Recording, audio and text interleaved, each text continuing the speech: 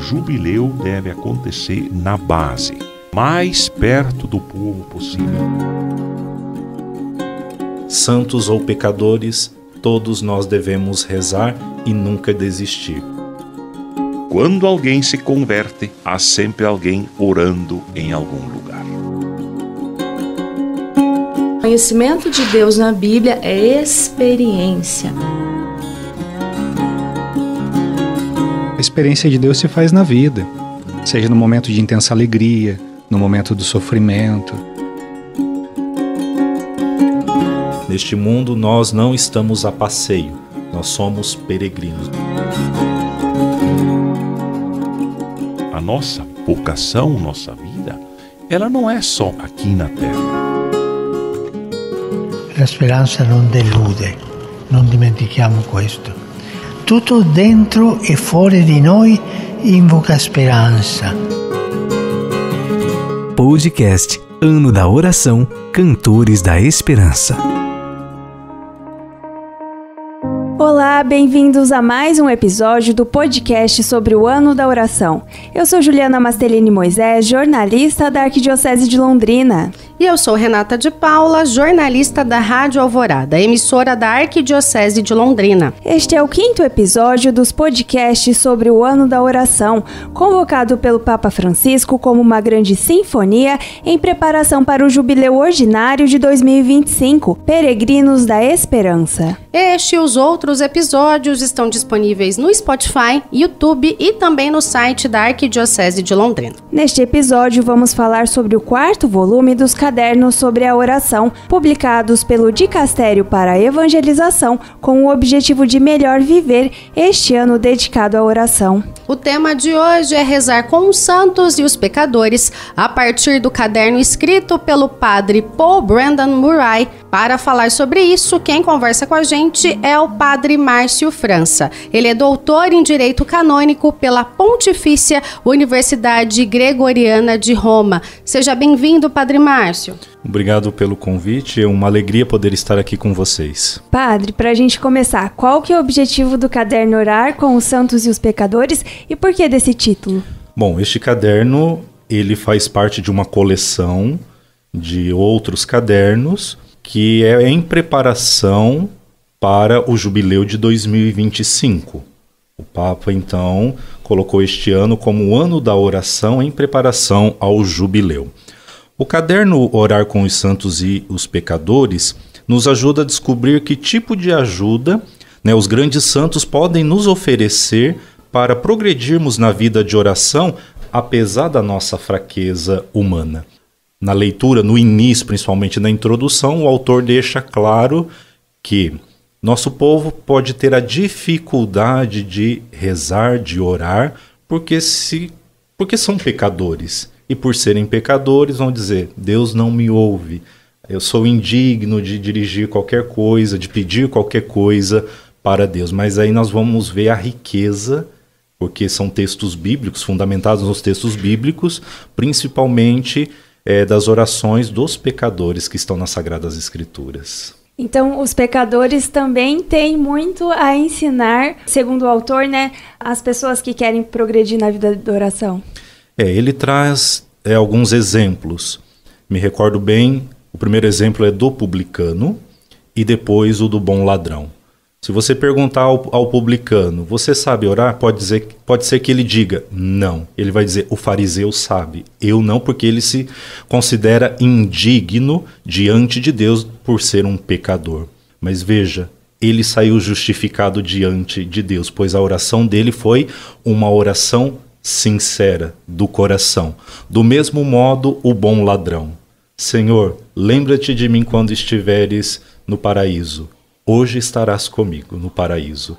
Também foi ouvido, pois foi uma oração sincera. Estes dois exemplos de pecadores nas Sagradas Escrituras, além de outros que tem, mas essas duas referências nos mostram que os pecadores também sabem rezar e a oração deles era uma oração sincera, por isso foram ouvidos por Deus. Padre, seguindo nessa linha, né, o senhor comentou agora sobre os pecadores, qual é a contribuição que o conteúdo desse caderno traz para aqueles fiéis que buscam progredir na oração, considerando todas as alegrias e todas as dificuldades? Olha, em breves palavras, resumindo todo o caderno, é não desistir, não desanimar de rezar. Tem um momento em que traz uma reflexão de Bento XVI, né, ele comentando o Santo Agostinho, que ele diz assim: nunca se dar por vencido, né, sempre progredir na vida de oração. Padre, no decorrer do caderno, o autor apresenta 4 doutores da Igreja que ele apresenta assim como contribuições para a vida de oração. São eles Santo Agostinho, Santa Teresa d'Ávila, São Tomás de Aquino e Santa Teresinha do Menino Jesus. O que cada um desses santos apresenta e ensina para a nossa vida de oração? Ok. Essa resposta vai ser um pouquinho mais longa, porque são 4 santos, né, 4 doutores da Igreja, 2 homens e 2 mulheres. Uma análise da vida, da conversão e da vida de oração desses santos a partir dos seus escritos. O primeiro a ser comentado é Santo Agostinho.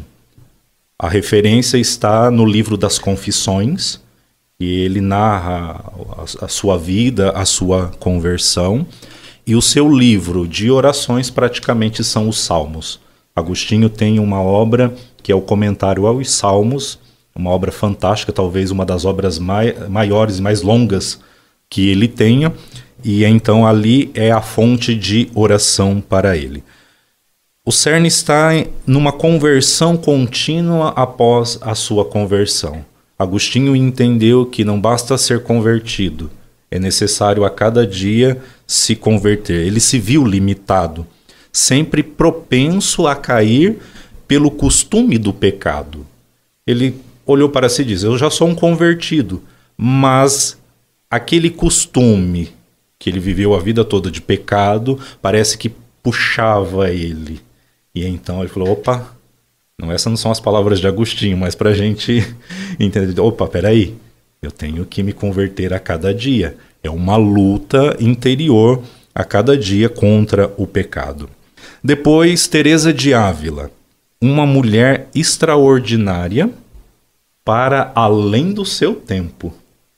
Ela tinha uma grande habilidade, né, em falar e escrever sobre a oração, né, por isso é considerada uma grande mestra da vida espiritual. Ela traz ali, assim, o autor, né, pincelando os seus escritos, traz uma definição muito bonita de oração. Para Teresa de Ávila, a oração é um convívio amigável e uma conversa solitária frequente com aquele que nos ama. Veja que profundidade de definição, simples, mas muito profunda. E para ela a oração era um hábito, ou seja, todos os dias devemos rezar. E para isso depois ela desenvolveu um método muito simples, né, que depois possivelmente nós vamos comentar um pouquinho mais à frente, não vou trazer agora neste momento. O terceiro é Tomás de Aquino, conhecido, né, grande escritor das áreas da filosofia e da teologia. Quem ao menos nunca ouviu falar da Suma Teológica de Tomás de Aquino? Os escritos que o autor traz dele sobre a oração são textos muito profundos, né, e de uma beleza literária e poética. É sempre um estudo orante da palavra de Deus. Tomás também, assim como os demais, se reconhece pecador. Ele até diz: todos nós temos algum pecado. No caso, para Tomás, a oração de súplica, de petição, ela está no cerne da oração cristã. Então, quando nós vamos lendo os seus escritos sobre a oração, vamos entendendo melhor e vamos percebendo esta oração de súplica. E talvez aí a palavra que mais caracteriza a oração em Tomás de Aquino é a palavra confiança. Confiança em Deus. E por último, Teresinha do Menino Jesus. Ela era uma menina, né? Tinha o desejo de ser santa. E ela tinha muitas interrogações e achou as respostas às suas indagações nas Sagradas Escrituras. Ela encontrou o que nós chamamos de via de santificação, e para ela era o que ela chamava de infância espiritual. que é uma confiança e entrega total a Deus. Assim como uma criança confia no pai, na mãe, ela entendeu que deveria ser desse modo em relação a Deus. A oração dela era sempre baseada em palavras simples. Lendo seus escritos é até interessante. Ela dizia assim que não tinha que ficar falando coisas difíceis. Ela reconhece o valor dos outros mestres da espiritualidade, assim como uma Teresa de Ávila, como um Santo Agostinho, como um Tomás de Aquino, que tem escritos profundos, mas ela dizia, palavras simples, Deus me entende. Essa era a frase dela, Deus me entende. Por isso, essa simplicidade. E o livro de oração dela praticamente era as Sagradas Escrituras, principalmente os Evangelhos. Padre, o autor fala que esses ensinamentos não estão relacionados apenas com aquilo que os santos ensinam, mas com aquilo que eles viviam na sua vida de oração. A gente pode dizer que isso é uma característica essencial na vivência desses santos e também dos cristãos que querem progredir na vida de oração? Eu acredito que a palavra que possa resumir ou que melhor caracteriza a vida dos santos, essa relação daquilo que eles ensinam e aquilo que eles vivem, é a palavra coerência. Nesse sentido, os santos são uma escola para nós, uma escola de coerência. Aquilo que eles pregam, eles vivem. E, padre, existe alguma coisa em comum nesses 4 santos, né? O senhor falou das peculiaridades de cada um na vida de oração. Existe algo em comum? De um modo geral, eu posso dizer que todos se reconhecem pecadores, todos se reconhecem necessitados da misericórdia divina e, apesar das suas fraquezas e limitações, isso é certo, nunca desistir de orar. Padre, o caminho de oração, mesmo desses grandes santos que a gente está conversando, que o senhor destacou para a gente, foi marcado por dificuldades. O senhor pode indicar para a gente algumas dessas angústias, desses sofrimentos da vida de oração desses santos? Olha, para Agostinho é a contradição de amar a Deus, mas continuar pecando. Quando você lê os escritos de Agostinho, isso fica muito claro, como se fosse uma espécie de uma angústia, de amar a Deus, mas como se ele estivesse traindo a Deus, está traindo Deus com o seu pecado. Então isso angustiava Agostinho e para ele era uma contradição. Para Teresa de Ávila era a dificuldade de orar. Então assim, por causa do pecado ela teve a tentação, né, de abandonar a vida de oração pensando assim, até conseguir controlar suas fraquezas. Mas ela, como que a ficha caiu, não posso fazer isso. Continuou, foi persistente, manteve a sua vida de oração. Tomás de Aquino é um pouco mais difícil, porque até mesmo o autor do caderno coloca que a vida contemplativa, essa vida de oração de Tomás de Aquino, ela permanece em silêncio, não se traz essas dificuldades, né? Isso não é relatado no texto. Tomás se reconhece também como pecador, e quando se trata dos textos de oração, ele usa, em geral, na primeira pessoa, eu. Diferente dos escritos filosóficos e teológicos. Mas como se sobressai muito mais esses textos filosóficos e teológicos, pouco se conhece dessa questão mística, né, da vida contemplativa e de oração deste grande santo. Então o texto quase que silencia essa questão de dificuldades. E depois, da Teresinha do Menino Jesus. Talvez ali também fica um pouco difícil de compreender ou de saber qual era a dificuldade dela. Mas para ela surgiu uma grande angústia na hora da morte. A quem ela não tinha medo, falava, parece assim como quase que com uma naturalidade. Quando chegou o seu momento de partida, o autor traz isso, esse relato da angústia de Teresinha na hora da morte. Uma dificuldade que eu vejo, isso está no texto, mas a Santa Teresinha até ri sobre isso. A dificuldade, dormir durante a oração. Ela falou, mas não importa. Deus me conhece, Deus me entende. Para ela não era um problema dormir na oração.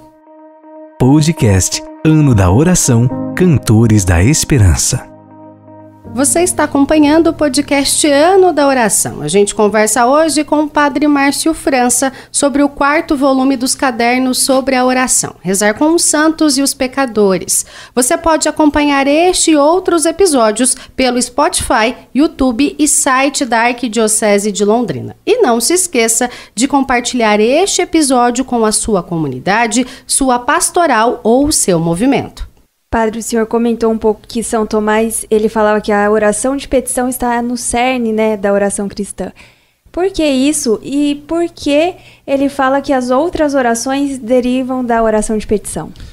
Tomás, ele faz essa afirmação porque a oração de súplica, a oração de petição, ela é parte da vida de anseio e necessidade.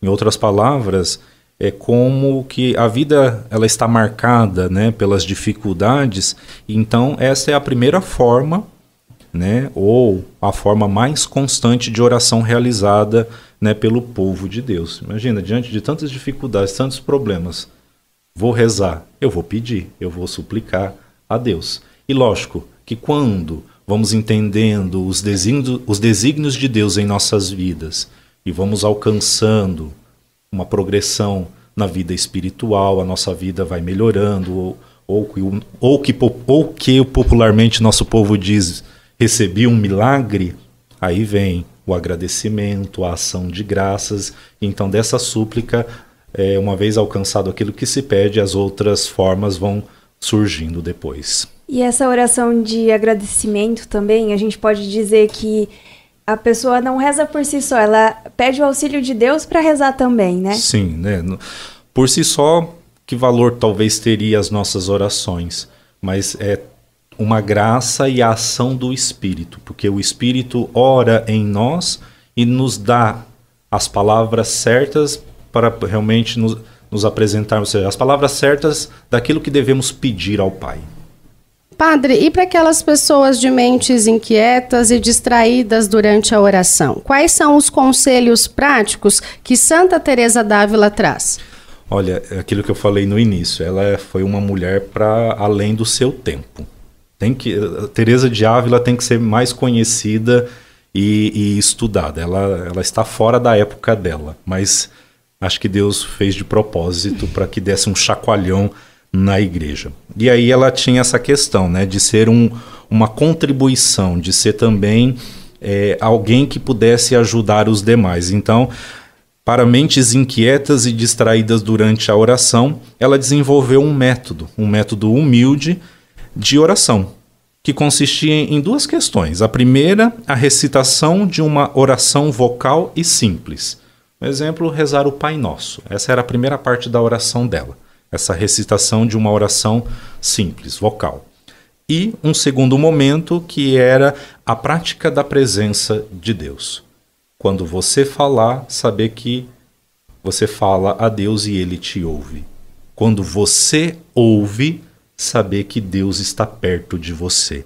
Então essa prática de interiorização, de sentir essa presença de Deus, de não ser Deus ser alguém distante, mas muito pelo contrário, porque quando você fala e ouve, você fala e ouve para alguém, e esse alguém deve estar perto. O que indica a intimidade com Deus, né, Padre? Sim. Veja que método simples. É uma doutora da igreja, e a gente poderia achar que ela desenvolveria um super método.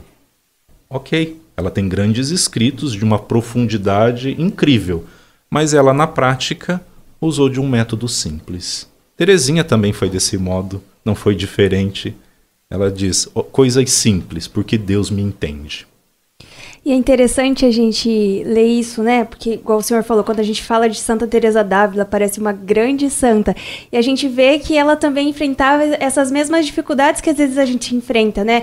Uma mente que fica se distraindo na hora da oração. Aproxima das pessoas também, né? Sim. Padre, a gente então falou de São Tomás, falou de Santa Teresa. Qual a contribuição também que Santa Teresinha dá para as pessoas que querem rezar? Eu acredito que é a simplicidade. Veja que Santa Teresinha era uma menina, entrou muito nova no Carmelo. Quem conhece a história dela ia até o Papa para pedir, porque não tinha idade suficiente. e ali na sua pequenez, na sua tenridade, poder rezar e trazer uma contribuição de grande profundidade. Então essa simplicidade de Teresinha, eu já disse e volto a repetir, ela dizia, olha, não vou fazer coisas aqui, textos ou dizer palavras difíceis, não, Deus me entende, Deus me ouve, então coisas simples que vão me ajudar a me aproximar cada vez mais de Deus. Então eu acho que a simplicidade é a palavra que resume Santa Teresinha. Além, lógico, essa simplicidade acompanhada dessa pequenez espiritual, essa infância espiritual de confiança em Deus. E quanto a Santo Agostinho, padre?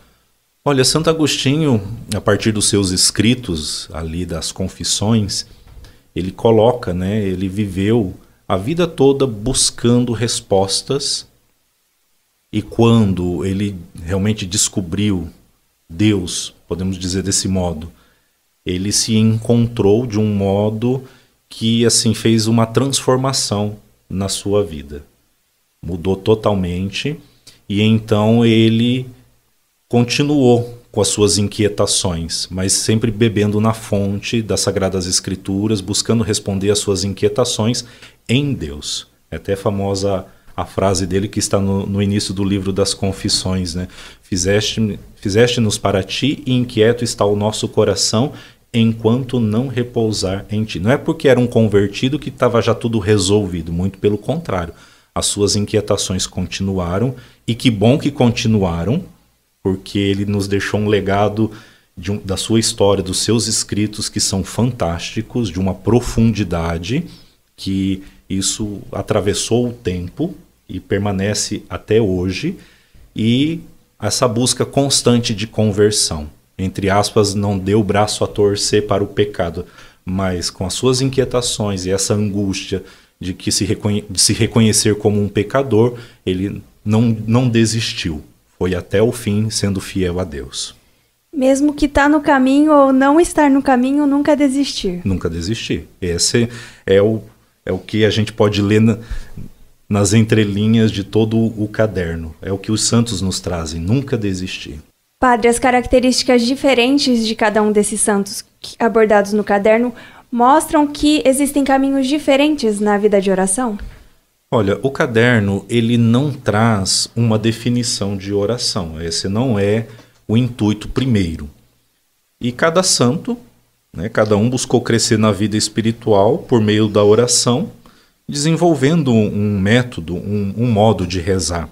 Então, assim, são vários os métodos, os modos de rezar. Então, cada um deve descobrir o seu. Aqui foram trazidos alguns, principalmente Teresa de Ávila, um método muito simples. Teresinha externou isso e colocou em prática. Palavras simples. Cada qual com o seu método, sempre em busca de nunca desistir e de manter-se fiel à oração. Padre, e para encerrar, tem mais algum ponto, mais alguma questão no caderno que o senhor gostaria de destacar? Eu recomendo vivamente a leitura desse caderno. Mas uma coisa que me chamou muito a atenção e que é essa a intenção do caderno. Bem no início, o autor traz o exemplo de pecadores que rezaram. Né, tem as suas orações ali escritas nas Sagradas Escrituras. O exemplo do publicano e depois do bom ladrão. Para dizer o seguinte, pecadores também rezam. A tentação nossa às vezes é achar que somente os santos é que rezam de modo perfeito e somente a oração dos santos é que será ouvida por Deus. Não. Veja, Agostinho rezou a sua vida a partir da oração desses pecadores das Sagradas Escrituras. O nosso tempo é curto, não dá para trazer com muitos detalhes, mas uma leitura atenta no caderno vai ver que Agostinho rezou, meditou sobre a oração deste publicano. Quando vai se comentar Agostinho, o autor nos traz uma reflexão de Teresa de Ávila. Ela também admirava e era como quase que apaixonada por Agostinho, porque ela diz, ele era também um pecador e tornou-se um santo. Então veja, essa é a grande contribuição do caderno, de que santos ou pecadores, todos nós devemos rezar e nunca desistir. Deus sempre ouve as nossas orações, as nossas súplicas. Lógico que, iluminados pelo Espírito, Ele nos ajudará, nos dará as palavras certas daquilo que realmente devemos dirigir a Deus. Isso tem tudo a ver com o tema desse jubileu, que é Peregrinos da Esperança. Peregrinos da Esperança, do qual todos nós estamos em peregrinação neste mundo. A nossa vida, ela não tem um ponto final neste mundo. Eu acho que deve ser muito triste quem assim pensa. Muito pelo contrário. O nosso olhar deve estar sempre para o alto. Viemos de Deus, para Deus vamos voltar. Neste mundo nós não estamos a passeio. Nós somos peregrinos. E o peregrino caminha para um lugar santo. A humanidade caminha rumo ao Pai. Obrigada, Padre Márcio, por estar aqui conosco, compartilhar a leitura desse caderno, que é muito interessante. Como o senhor falou, recomendo a leitura aí por todos. Obrigada, Renata, e até a próxima. Obrigada, Juliana. Obrigada, Padre. Obrigada a você que nos acompanhou até aqui. E no próximo episódio, vamos conversar sobre o 5º volume da coleção Cadernos sobre a Oração, com o tema As Parábolas da Oração, escrito pelo professor Antônio Pita. Quem estará conosco é o Padre Alfredo Viana Avelar. Obrigado a todos que nos acompanharam e até a próxima. Termina aqui o 5º podcast sobre o Ano da Oração, Cantores da Esperança. Produção e apresentação, Juliana Mastelini Moisés e Renata de Paula. Trabalhos técnicos, Edgar Vieira, o Romário e o Everton Gasparini. Podcast Ano da Oração, Cantores da Esperança.